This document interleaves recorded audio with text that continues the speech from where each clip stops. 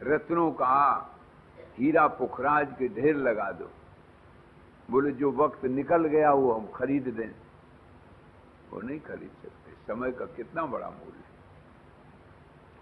इसलिए समय का बड़ा विचार करना चाहिए। समय बहुत बड़ा धन है, टाइम इज मनी, बहुत बड़ा धन है। अब कितनी बड़ी बात, रत्नों के ढेर लगा दो, लेकिन जो समय निकल गया उसको आप खरीद नहीं सकते।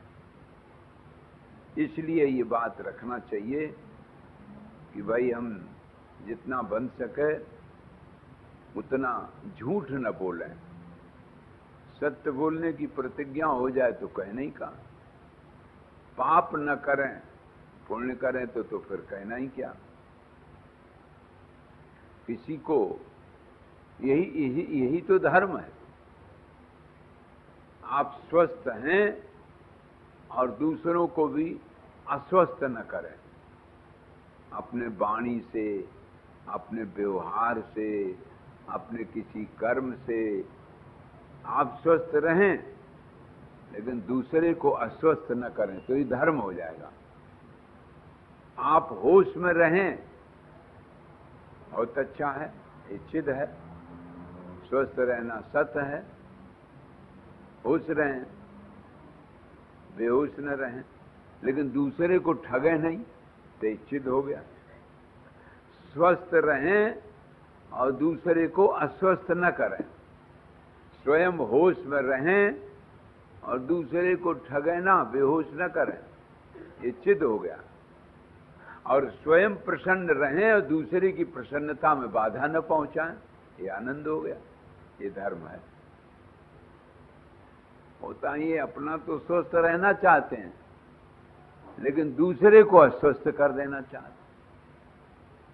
दूसरे को कुछ कह दिया, बेचारे को उसको टेंशन हो गया, डिप्रेशन हो गया और हाई बीपी हो गया, क्या क्या हो गया, और वो बेचारा दुखी हो गया। और तुम कहते हम सत्संगी हैं, प्रेमी हैं। तो भाई इसका ख्याल रखना चाहिए। स्वयं प्रसन्न रहो, दूसरों को भी प्रसन्नता में बाधा न पहुंचाओ, तो आनंद हो गया। तुम जब चाहते हो कि हमें कोई न ठगे तो बढ़िया बात है, लेकिन दूसरों को भी तो न ठगो भाई। दूसरों को होश, तुम होश में रहो, दूसरों को भी होश में रहने दो, ये चिद हो गया। सद चिद आनंद रूप, यही सद चिद आनंद रूप तुम्हारा स्वरूप है। यदि ये बात ठीक से समझ में आ जाए तो आप संतोष का अर्थ समझ जाएंगे। तो संतोष त्रिषु कर्तव्य आहारे मैथुने धने, जो भोग पदार्थ मिले हैं उन भोग पदार्थों में ये समझो कि हमारे पिछले कर्मों के अनुसार भाई हमें मिले हैं। तो इसमें दूसरे पड़ोसी को ज्यादा मिला है तो उसने ज्यादा पुण्य किए थे, तो इसलिए पुण्य करने में लग जाओ, और अधिक पुण्य होए, और अधिक पुण्य होए। तो उससे क्या होगा, जो पुण्य से चीज मिलती से तुम्हें भी मिल जाएगी भाई। जो मिलना चाहिए वो तुम्हें भी मिल जाएगा। पुण्य करना चाहिए। धन प्रायः दो रूप में आता है, या तो वो स्वामी बनता है या स्वामी बनाता है।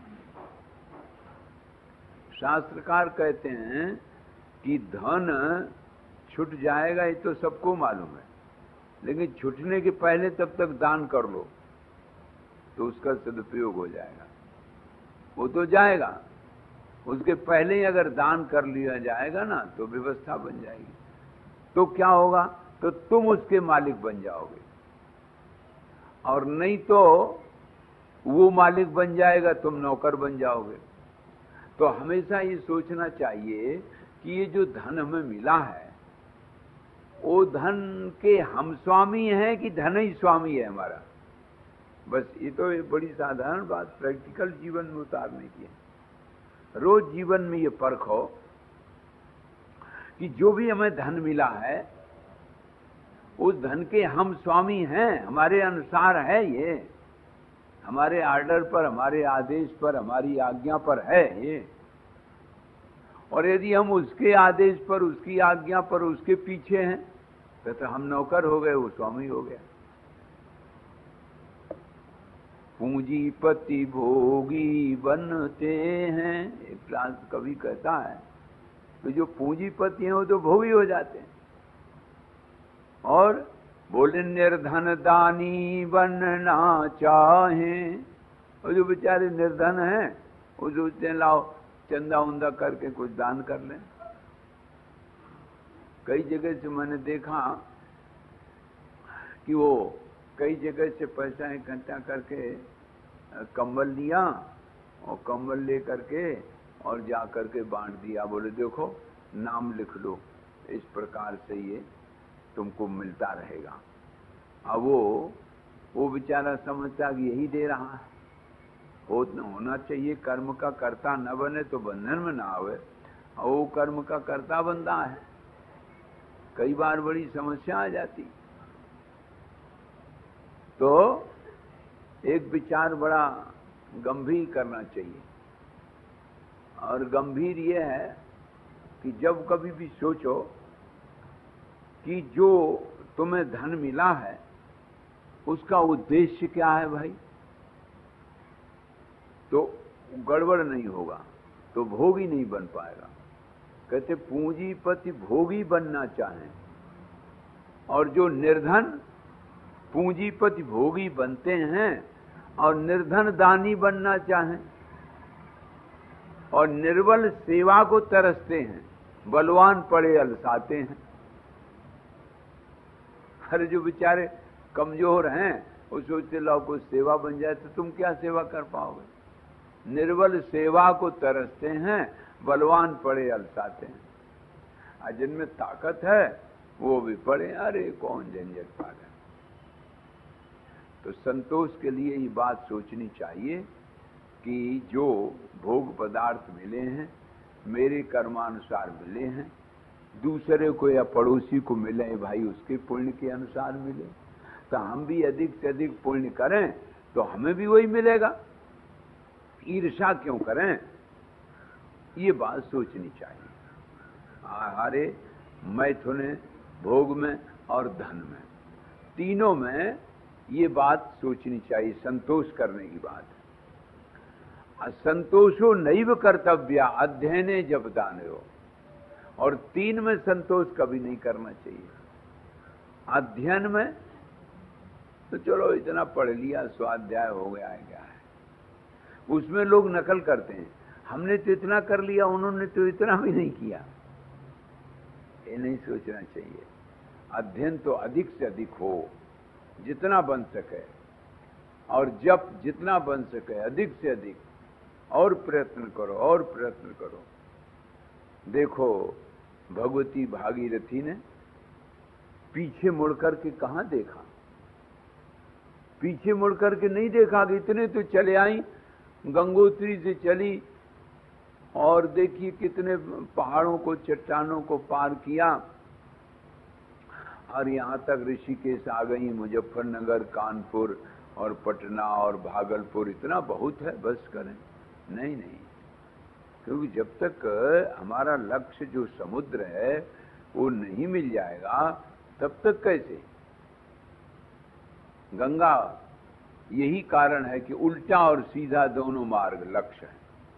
गंगा जी उल्टी होंगी तो भगवान के चरणों में पहुंच जाएंगी, भगवान के चरणों से निकली, और सीधी जाएंगी तो समुद्र में, वहां भी भगवान सोए रहे। देखो लक्ष्य के लिए दौड़ का कितना सुंदर संकेत है कि जो लक्ष्य की ओर दौड़ता है, बीच में रुकता नहीं है, ठहरता नहीं है, उसकी दोनों धाराएं पवित्र भगवान को मिला देती। पीछे गंगा जी जाएंगी ना तो भगवान के चरणों से ही तो निकली हैं, और सीधी जाएंगी तो भगवान वहां भी सोते हैं, समुद्र में पहुंच जाएंगी, अपने लक्ष्य तक पहुंच जाएंगी। तो हर व्यक्ति को अपने लक्ष्य पर दृष्टि रखनी चाहिए। अध्ययने जपदानयो, तीन में संतोष कभी न करना। खूब अध्ययन करो, खूब स्वाध्याय करो, खूब जप करो और दान पुण्य करो। भाई दान में भी कभी कभी गड़बड़ी हो जाती। कहे देशे काले च पात्रे च। अरे भाई देश और काल और पात्र कहां ढूंढने जाओगे? सात्विक दान कौन है जो देश काल पात्र में समझे? अब बोले जो 12 वर्ष का जब कुंभ का प्रयाग में कुंभ मेला लगेगा तब हम ये दान करेंगे, और 12 वर्ष के बाद जब वो कुंभ मेला आएगा तब तक तुम ही बने रहोगे, तो कोई प्रमाण है? अच्छा मान लो बने भी रहोगे तो वो वस्तु बनी रहेगी क्या? ऐसा संभव नहीं होता है। इसलिए दान में विलंब नहीं करना चाहिए। महाराज वशिष्ठ जी ने दशरथ जी से कहा, बेग विलंब न करी अब साजु सब समाज। जल्दी समाज तैयार करो और राम जी को अभिषेक कर दो। भाई तुम कह रहे हो। दशरथ जी ने कहा महाराज कल होगा। दशरथ जी का कल आया ही नहीं। इसलिए दान देने में अगर बाएं हाथ में होए ना तो बाएं में दे दो। ये न सोचो कि दाहिने हाथ में करेंगे तब देंगे, उसी से दे दो। जितना हो उतना ही दे दो। वही देश है, वही काल है, वही पवित्रता है, पात्रता है। कहां ढूंढने जाओगे? काशी में पहुंचो तब ऐसा करो। अरे काशी और बंबई क्या, जिसको एक बात, और दूसरी उसको आवश्यकता है, उसकी आवश्यकता की पूर्ति हम कर रहे हैं, ऐसा नहीं है।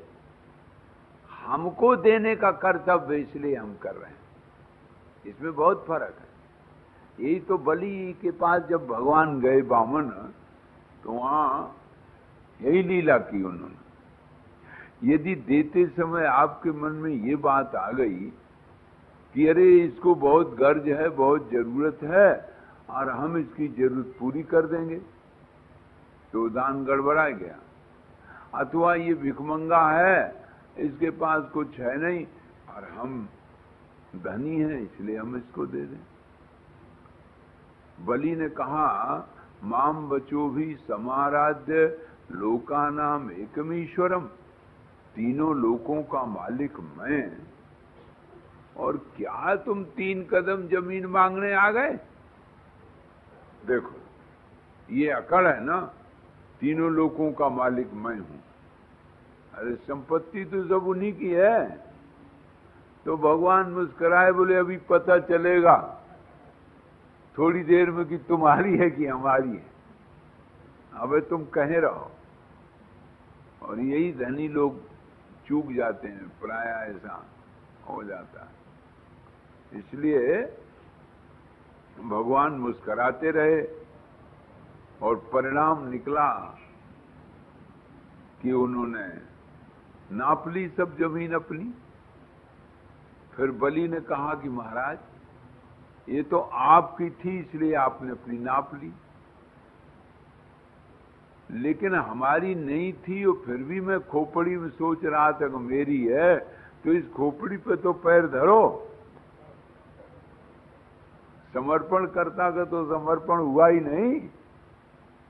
समर्पण कर्ता का समर्पण होना चाहिए। देखो ये बात याद रखने की है। जब दान दो तो सामने वाले को बिल्कुल भगवान समझो कि बामन भगवान आए हमारे ऊपर अनुग्रह करने के लिए। एक वेश में एक देश में दे गए और एक देश में एक वेश में आज लेने आ गए। भगवान भगवान है, भगवान। और दूसरी बात, अभी तुरंत दान महाकल्याण। और तीसरी बात, जो है जैसा है सब जिसका है उसी को दे रहे हैं, हमारा नहीं है, जिसका है उसी को दे रहे हैं। ये दान में 3 भावना होना चाहिए। और स्वाध्याय, इसीलिए संतोष की बड़ी महिमा बताई। गोधन, गजधन, बाज धन और रतन धन खान, जो आवे संतोष धन, सब धन धूरी समान। अच्छा एक बहुत मामूली सी बात है, कभी कभी अपने मन में अध्ययन करना चाहिए कि हमारी वृत्ति संन्यास मूलक है कि संग्रह मूलक है। हम जो रोज व्यवहार में घर में रहते हैं, अपने परिवार में रहते हैं, बाल बच्चों में रहते हैं, वहां सिर्फ ये सोचो कि हमारी भीतर की जो वृत्ति है, हमारा भीतर का जो भाव है, वो कैसा है, संग्रह मूलक है कि संन्यास मूलक है। और अगर संग्रह मूलक है तो आपको बटोरने की प्रवृत्ति होगी, और हो जाए और हो जाए, 99 वाला चक्कर ना, और हो जाए और हो जाए, और पूरा कभी होता ही नहीं। ऐसा कुछ झमेला है। एक नाई बड़ा समझदार था, सो राजा का जाता था सेवा करने, तो राजा इकट्ठा दे देते थे महीना में जब होता तब। तो एक दिन उसके समझ में आया कि मांगे कुछ बेटी का विवाह है, कुछ ऐसा कह के। तो उन्होंने कहा कि ठीक है, तो आज कहेंगे। तो राजा से कहा कि साहब ऐसा है, रोज रोज का कुछ मिल जाया करे तो ज्यादा अच्छा है।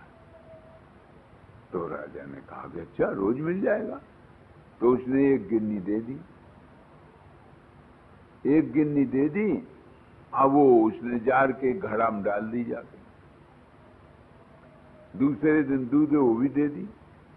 तीसरे दिन, एक सप्ताह हो गया, 7 गिन्नी गई। तो उनको कहा, रे एक गिन्नी तो कई दिन तक खर्च हो जाती है, और अभी तुम्हें रोज एक गिन्नी मिल रही है, और तो भी तुम अब रोज हाथ बढ़ा देते हो। बोले तो भी तो भरता नहीं है। कि क्या मतलब? वही तो कह रहा हूं, तो भी तो भरता नहीं है क्या? बोले हम तो सरकार उस दिन से खाना पीना बंद किए। उस दिन से उसमें से रोज जो आप महीना में दे देते थे, वो तो हमको खाने पीने को तो हो जाता था। अब वो जो आप गिन्नी देते हो तो हम घड़ा में डाल देते हैं जाके। कई बार कहा भी कि इसमें से कुछ ले आओ भाई खाने पीने को। नहीं, चुप रहो, घड़ा भर जाने दो। और साहब भरता भी नहीं है और खाते भी नहीं है। खाना पीना भी उसी दिन से बंद है। आप लोग तो खैर ऐसे नहीं हैं, लेकिन यही दशा है। अब घड़ा भरने में लगा है, और जो पेट का घड़ा है वो खाली हो रहा है। यही विचार व्यक्ति नहीं कर पाता। जो आवे संतोष धन सब धन धूरी समान। तो जीवन में एक व्रत ले लेना चाहिए। जैसे मैंने बताया, अच्छा, उद्देश्य लक्ष्य एक दूसरा होता है और फल दूसरा होता है। ऐसे कभी कभी संतोष में भी धोखाबाजी हो जाती है। इसमें धोखा न होने पाए, बड़ा विचार करना चाहिए। जैसे अभी आपने बताया, सुना कि रत्नों का ढेर लगा दिया जाए, और तो भी गया समय फिर वापस नहीं आ सकता। तब बोले तो कर्तव्य पर कितनी बड़ी निष्ठा होनी चाहिए, कर्तव्य पालन पर कितना दृढ़ विश्वास होना चाहिए। आप जैसे हैं, जग में कर्तव्य निष्ठ मानव बिरले ही देखे जाते हैं। विद्वान बहुत हैं, पर निज दोष देख नहीं पाते हैं। वो तो बहुत देखने वाले हैं, अपने दोष देख ले तब न विद्वता हुई।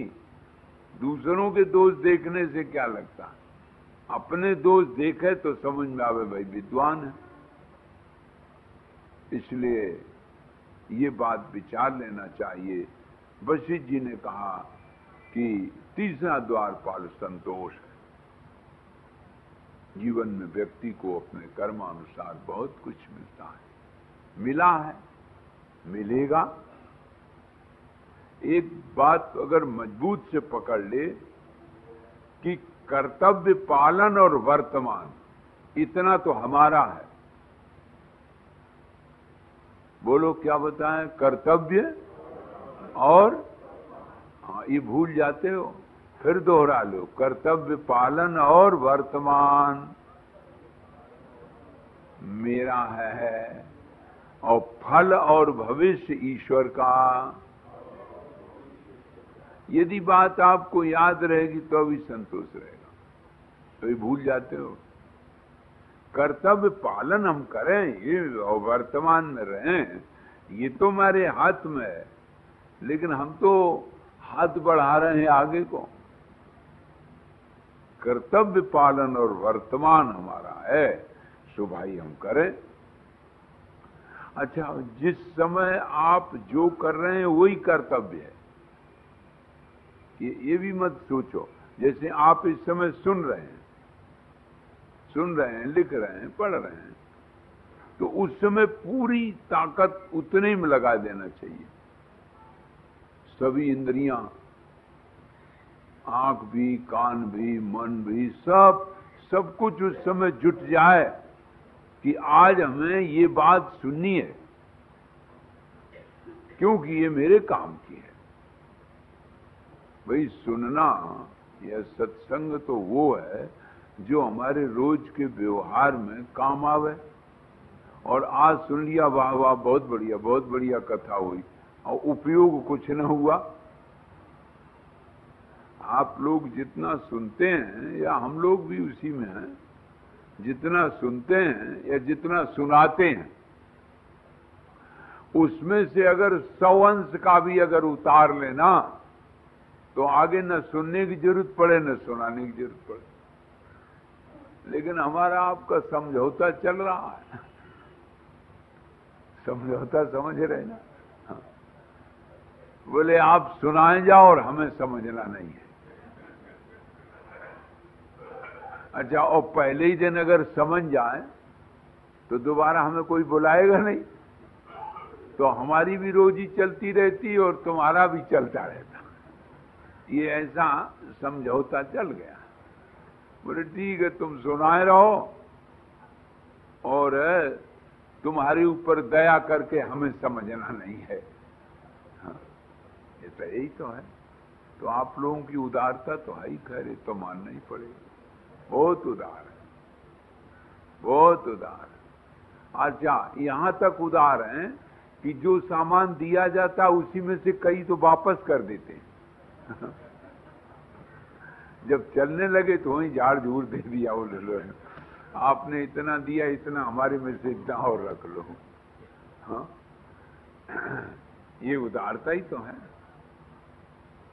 हाँ, वो बोले एक व्यास जी कथा कर रहे थे, तो वो एक दिन सेठ जी नहीं आए। उनका सेठ जी तुम आए नहीं, कहा गया? अरे भाई क्या बताऊं मैं, कल चलने लगे तो बड़ा बेटा बोला हम भी चलेंगे। हरे राम राम, तो उसको भी लाते। बाबा तुम समझते नहीं, उसका तो विवाह हो गया। अरे बोले तो बहू को भी लाते तो और बढ़िया, बहू भी है, बेटा भी सुने, बच्चे भी सुने तो अच्छे रहेगा। तुम समझे नहीं, वही तो दुकान पे बैठता है। बोले हाँ, तब तो और बढ़िया। दुकान पे बैठता है तो उसकी बुद्धि शुद्ध होगी, और बुद्धि पवित्र हो जाए तो सब कुछ काम बन जाए। बुद्धि तो कामधेनु है, जो चाहो उससे ले लो। वो तो सत्य की पक्षपाती है। देखो, जागर तो सोवत में हमेशा निष्पक्ष अद्वैत में रहती है। आपने ध्यान दिया होगा, जब बुद्धि सोती है ना, आप सोते हैं, उस समय एकदम अद्वैत में निष्पक्ष रहती है। वो तो जगने पर भेदभाव हो जाता है बुद्धि का, तो उसको भी लाना चाहिए था। बोले भाई तुम समझे नहीं, वो दुकान पे बैठता है, बताया नहीं, और तुम बताओगे सत्य बोलो, सही तौलो, और मान लो उसके दिमाग में वो बात जम गई तो बोले हाँ तो बहुत बढ़िया है, सत्य बोलेगा और सही तौलेगा। अरे बोले बाबा जी तुम सब चौपटे कर दोगे क्या? और कहा तुम सुन रहे जिंदगी भर सो। बोले अरे बाबा जी तुम्हें जैसे 360 आते हैं, मेरे ऊपर किसी प्रकार का कोई प्रभाव, तो हम तो चिकने गाड़ा। जितना सुना जाता है उतने से शतांश भी अगर जीवन में जो सुनते हैं और सुनाते हैं अगर उतार रहे हैं, इतनी बात पर्याप्त है कि हमारा वर्तमान है और कर्तव्य पालन है। फल और भविष्य भगवान जाने, वो अपने करेगा जो करेगा करेगा, बहुत बढ़िया। धर्म आप पूजा पाठ मंदिर करते हैं, बहुत अच्छा है, ये तो बढ़िया ही है। अगर ना भी करें तो बताया गया कि भाई दूसरों को अस्वस्थ न करें, अपने वाणी से, अपने मन से, अपने व्यवहार से, ये जो संतोष है, फिर आपके जीवन में संतोष आएगा। स शांत मापनोति न काम कामी, भगवान कहते हैं। अच्छा, लोग पूछते हैं कि शांति नहीं है, बिल्कुल उल्टा प्रश्न है। शांति मुक्ति तो तुम्हारा स्वरूप है, ये कहो अशांति है तो अशांति हटाने के लिए कोई नहीं पूछता। अगर कोई पूछे कि भाई अशांति है कैसे हटे, तो उससे पूछा जाएगा अशांति आई कैसे। तो कोई न कोई कामना रही, कोई न कोई चाह रही, उस चाह की पूर्ति अपनी सामर्थ्य से अधिक, ये भी विचित्र बात, अपनी सामर्थ्य से अधिक इच्छा और उसकी पूर्ति के लिए प्रयत्न, दोनों गड़बड़ है। एक तो अपने सामर्थ्य से अधिक इच्छा कभी करनी नहीं चाहिए। तुम्हारी जितनी सामर्थ्य है, जितना चादर है, उतने में अपना काम कर लो। वो लोन लेके एक कार खरीद लाए, अब दरवाजे खड़ी पेट्रोल काउंटर आए ये कौन सा अकल का काम हुआ भाई? तुम्हारी सामर्थ्य है उतना तो ठीक, बोले नहीं दरवाजे पे रहेगी, लोग समझेंगे इनके कार है। वो बैंक का ब्याज बढ़ने लगा और कुछ दिन बाद वो कुड़की हो गई। तो ये सामर्थ्य से अधिक इच्छा नहीं करनी चाहिए। इच्छा के ऊपर शास्त्र का अनुशासन रखना चाहिए। शास्त्र का अनुशासन रहेगा, अंकुश रहेगा, तो इच्छाएं भी योग्यता पात्रता पर निर्भर होती। First reserve and then desire. पात्रता हुई नहीं, योग्यता हुई नहीं और इच्छाएं इतनी बढ़ गई।